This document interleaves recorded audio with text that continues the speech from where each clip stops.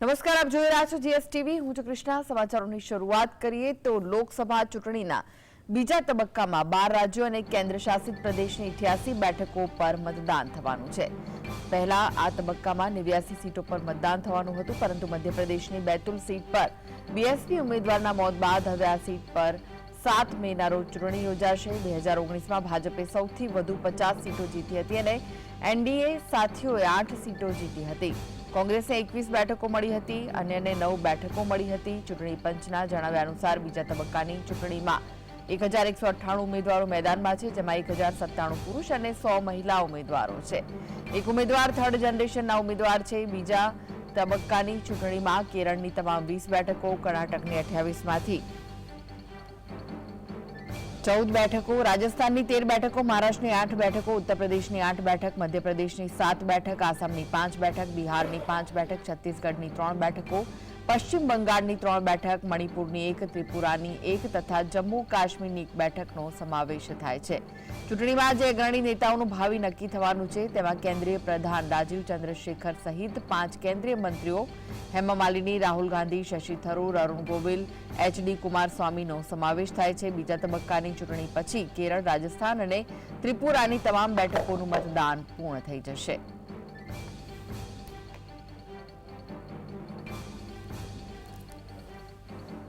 તો બીજા તબક્કાના મતદાનમાં કયા દિગ્ગજ ઉમેદવારોનું ભાવિ ઈવીએમમાં કેદ થવાનું છે, તેના પર એક નજર કરીએ. રાહુલ ગાંધી વાયનાડ, કેરળથી ઇલેક્શન લડી રહ્યા છે. 2009થી 14માં અમેઠીથી સાંસદ હતા. કોંગ્રેસ અધ્યક્ષ પદે સેવા આપી છે તેમણે. જ્યારે કે સુકાંતા મજમુદાર બાલુરઘાટ, પશ્ચિમ બંગાળથી તેઓ ઇલેક્શન લડી રહ્યા છે. પશ્ચિમ બંગાળ ભાજપના પ્રદેશ પ્રમુખ છે. બંગાળ ભાજપ તારાચંદ મીણા ઉદયપુર, રાજસ્થાનથી લડી રહ્યા છે. નિવૃત્ત આઈએએસ અધિકારી છે. ઉદયપુરમાં કલેક્ટર તરીકે ફરજ બજાવી ચૂક્યા છે. અશોક ગેહલોતની નજીકની વ્યક્તિ મનાય છે. તો સીપી જોશી ભીલવાડા, રાજસ્થાનથી લડી રહ્યા છે. રાજસ્થાન વિધાનસભાના પૂર્વ અધ્યક્ષ રહી ચૂક્યા છે. 5 વખત નાથદ્વારામાં ધારાસભ્ય રહ્યા. યુપીએ સરકારમાં રેલવે પ્રધાન પણ રહી ચૂક્યા છે. વૈભવ ગેહલોત ઝાલોર, રાજસ્થાનથી લડી રહ્યા છે. અશોક ગેહલોતના પુત્ર છે. 2019માં લોકસભા ચૂંટણી હાર્યા હતા. રાજસ્થાનના રાજકારણમાં તેઓ મોટું નામ ધરાવે છે.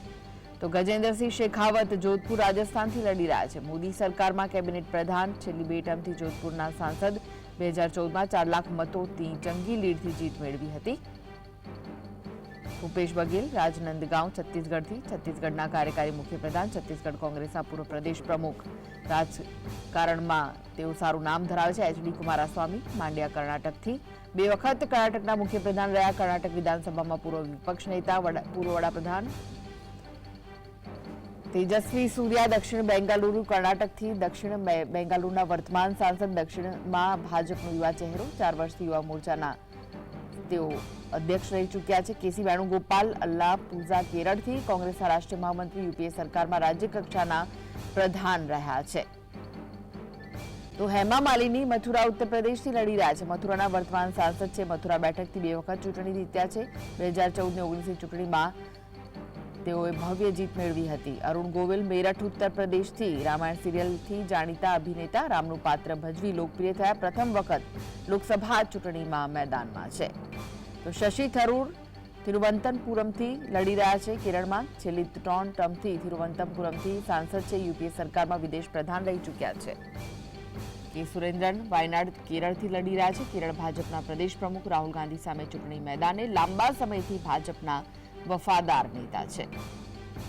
તો રાજીવ ચંદ્રશેખર તિરુવનંતપુરમ, કેરળથી આઈટી બાબતોના કેન્દ્રીય પ્રધાન, 16 વર્ષથી રાજ્યસભાના સાંસદ, મોદી સરકારના ઉચ્ચ શિક્ષિત પ્રધાન છે.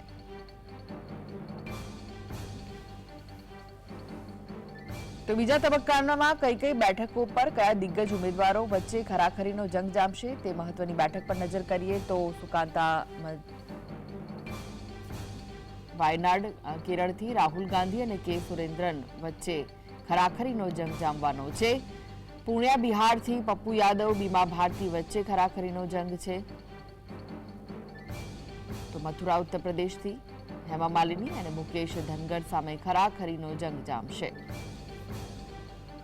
મેરઠ, ઉત્તર પ્રદેશથી અરુણ ગોવિલ અને સુનીતા વર્મા વચ્ચે જંગ જામવાનો છે. તિરુવનંતપુરમ, કેરળથી શશી થરૂર અને રાજીવ ચંદ્રશેખર વચ્ચે જંગ જામશે.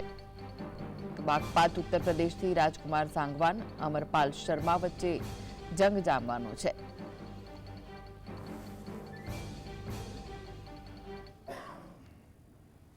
તો દ્રશ્યો આપ જોઈ રહ્યા છો. મતદાન શરૂ થઈ ચૂક્યું છે.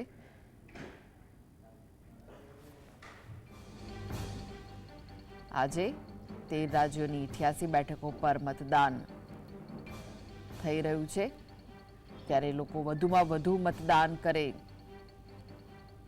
તેવી એક અપીલ છે જીએસટીવી તરફથી. પણ વધુમાં વધુ મતદાન કરવામાં આવે, કારણ કે પહેલા તબક્કામાં એટલું મતદાન નહોતું થયું. અમુક જગ્યાએ તો શૂન્ય મતદાન થયું હતું. ત્યારે આ 13 રાજ્યોમાં વધુમાં વધુ મતદાન થાય તેવી આશા રાખીએ છીએ. 5 કેન્દ્રીય મંત્રીના ભાવિનો ચૂંટણીમાં ફેસલો થશે. હેમા માલિની, રાહુલ ગાંધી, અરુણ ગોવિલના ભાવિનો ફેસલો થશે.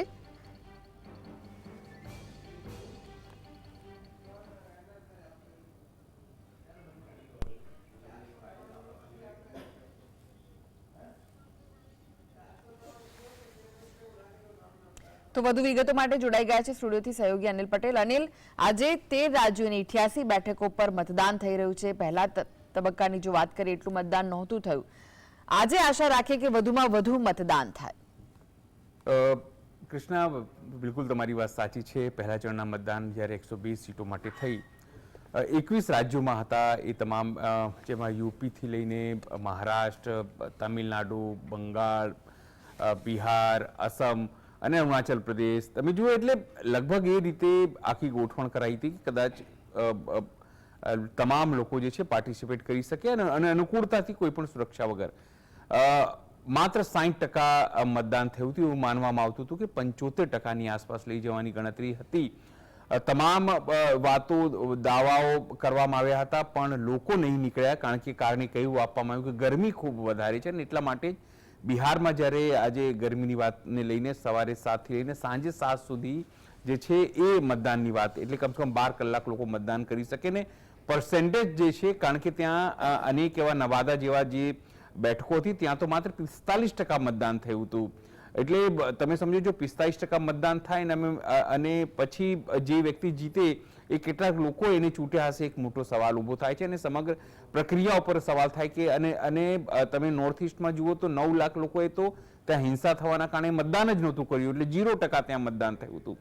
હવે એ તમામ ઘટનાઓથી સબક લઈને સીધી રીતે ઇલેક્શન કમિશને આ વખતે જે 88, આમ તો 89 થવાનું હતું, પણ એક ઉમેદવાર ગુજરી ગયા એટલે 88 જે બેઠકો છે તેના ઉપર થવાની છે અને 13 રાજ્યો છે. મહત્વપૂર્ણ વાત એ છે કે જો હું મારી પાસે એક આંકડો છે, હું તમને કહેવાનો પ્રયત્ન કરીશ આપણા દર્શકોને, તો આ 89 માંથી 56 બેઠકો ગઈ વખતે એનડીએને આવી હતી, એમાંથી 52 બેઠકો માત્ર બીજેપી પાસે હતી. ઇન્ડિયા ગઠબંધનની વાત કરીએ તો 24 બેઠકો એની પાસે હતી. રાજ્યવાર જે છે એ અલગ અલગ રાજ્યોમાં તમામ વસ્તુ છે, એમાં રાજસ્થાન બી છે, એમાં ઉત્તર પ્રદેશ બી છે, એમાં બિહાર બી છે.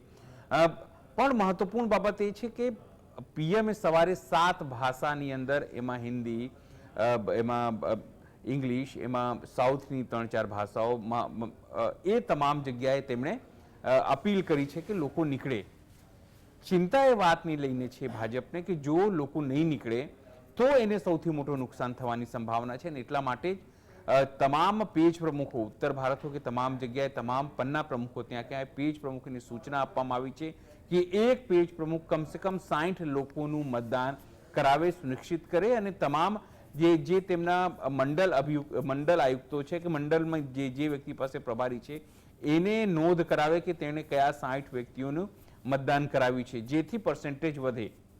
એ સિવાય વાત કરીએ કે છેલ્લા લગભગ 3-4 દિવસથી કે 5 દિવસથી જે રીતે વિસેલી ભાષામાં વાત કરીએ, વિસેલી એટલે એકદમ આક્રમક ભાષા, એક નિશ્ચિત સમાજને ગાળો આપતી ભાષા કહું કે એને ટાર્ગેટ કરતી ભાષામાં જે રીતે વડાપ્રધાનથી લઈને તમામ લોકોએ પ્રચાર કર્યો હતો, સાથે મુદ્દો છે નોકરીનો, મોંઘવારીનો તમામ મુદ્દો, એના કારણે પણ લોકો નિરાશ થયા છે ને નથી નીકળી રહ્યા. દાવા કેટલા પણ થાય, પણ એ વાત લોકો હકીકત છે કે 10 વર્ષમાં જે સરકાર ઉપર કોઈ વિશ્વાસ કરેલું એ સરકારે બેઝિક વસ્તુ કામ નથી કરી. કારણ કે જ્યારે તેણે વાત કરી હોય કે ખેડૂતની આવક બમણી કરવાની છે, તેને વાત કરી હોય સ્માર્ટ સિટી બનાવવાની, તેને વાત કરી હોય 2 કરોડ રોજગારી આપવાની, બ્લેક મની લાવવાની, પણ એ તમામ વસ્તુ એની નીરસ થઈ છે ને એટલા માટે લોકો નિરાશ થયા છે. એમાંય સુરતમાં જે રીતે ઘટના બની છે, તમે જુઓ કે લોકતંત્રમાં લોકોને બાયપાસ કરીને જે રીતે કાવા દાવા થયા તમામને ખબર છે. નિયમો હેઠળ તમે કોઈને પણ જીતાડી શકો છો, પણ લોકતંત્રમાં જો લોકો હિસ્સો આવી રીતે નહીં લઈ શકે તો યુવાઓમાં, ફર્સ્ટ ટાઈમ વોટરોમાં અને જે લોકો મતદાન કરે છે તે લોકોમાં નિરાશા આવે છે.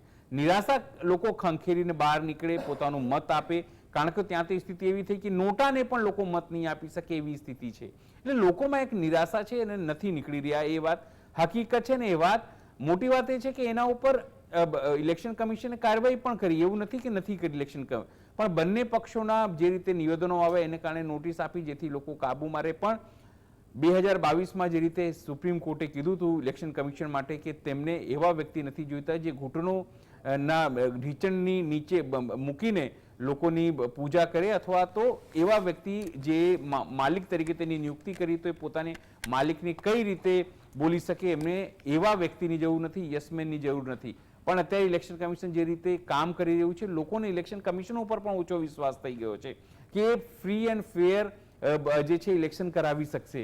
એક પક્ષ તરફ ઝૂકેલો ઇલેક્શન કમિશન વધુ લાગે છે, એટલા માટે તમામ વસ્તુઓ જે થઈ રહી છે કે લોકો નથી નીકળી રહ્યા.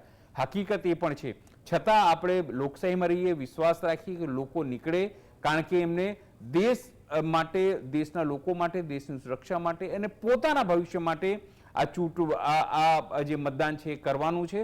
જીએસટીવી પણ વારંવાર અપીલ કરે છે કે લોકો નિરસ ન થાય, લોકોને જો ન ગમતા હોય, સરકાર બદલવા માંગતા હોય અથવા તો પોતાના ભવિષ્ય માટે કોઈ ચર્ચા, એમને અધિકાર હોય કે એમને ભવિષ્ય શું રહેશે તેના માટે તેઓ મતદાન કરે. કારણ કે જે લોકો મતદાન નહીં કરે તો તેમને સરકાર ઉપર કે જે વ્યવસ્થા તંત્ર છે તેના ઉપર સવાલ ઉઠાવવાનો પણ એમને હક નથી. એટલે કમસે કમ લોકો મતદાન કરે.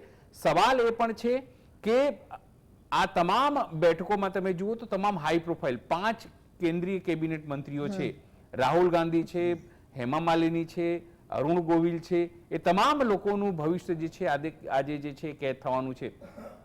છતાં એટલું જરૂરથી કહી શકાય છે કે 88 બેઠકો ઉપર જ્યારે 56, ગઈ વખતે 56 બેઠકો આવી હતી એનડીએની, એમાં 52 ભાજપની, તો આ વખતે કમસે કમ એની ચુનૌતી ભાજપ માટે એ છે કે એ પોતાનું જે રેકોર્ડ છે એ કમસે કમ કાયમ રાખે. કારણ કે જે મોંઘવારીનો વિષય, તમે પશ્ચિમી ઉત્તર પ્રદેશ જાઓ તો પશ્ચિમી ઉત્તર પ્રદેશમાં જ્યાં મતદાન થઈ રહ્યું છે ત્યાં પશ્ચિમી ઉત્તર પ્રદેશને અલગ રાજ્ય બનાવવાની માંગ જે છે વર્ષોથી ચાલી રહી છે અને માયાવતી એ પ્રમાણે માંગ કરી છે. ક્ષત્રિયોની નારાજગી ગુજરાતથી લઈને રાજસ્થાન, હરિયાણા થતા હવે પશ્ચિમી ઉત્તર પ્રદેશ પહોંચી છે અને ત્યાં જે રીતે ક્ષત્રિયોને ટિકિટો કાપવામાં આવે છે એ ભાજપ માટે મુશ્કેલી જે સાબિત કરી શકે છે.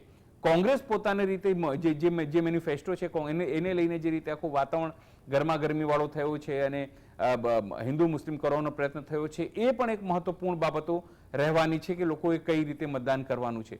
છતાં આ સાંજ સુધીમાં કેટલા ટકાનું મતદાન થાય છે, કારણ કે ઇલેક્શન કમિશન પોલિટિકલ પાર્ટીઓ હોય, માત્ર ઇલેક્શન કમિશનની જવાબદારી નથી, માત્ર પોલિટિકલ પાર્ટીઓની જવાબદારી નથી, એક જાગૃત નાગરિક તરીકે લોકોની પણ જવાબદારી છે કે તેઓ બહાર નીકળે.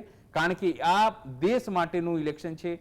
તમે જે પણ વિચારધારામાં માનતા હોય, પણ તમને કમસે કમ એ વાતનો અહેસાસ હોવો જોઈએ કે દેશ બનાવવા માટે તમે મતદાન કરો છો, રજા માટે આ તમને મતદાન આ દિવસ નથી મળતું. તમને કમસે કમ એક જાગૃત અધિકારી અને અધિકાર તમને આપવામાં આવી છે કે કમસે કમ દેશના જે આપણા કરતા ધરતાઓ છે, જેને તમે ટ્રસ્ટીઓ તરીકે મૂકવાના છો, એ તમારો કેવા ટ્રસ્ટી હોવા જોઈએ, તમામને લઈને લોકોએ આગળ આવવું જોઈએ અને મતદાન કરવું જોઈએ. છતાં સાંજ સુધી જોવાનું છે કે કેટલા ટકા મતદાન થાય છે. જી આભાર અનિલ સમગ્ર માહિતી આપવા.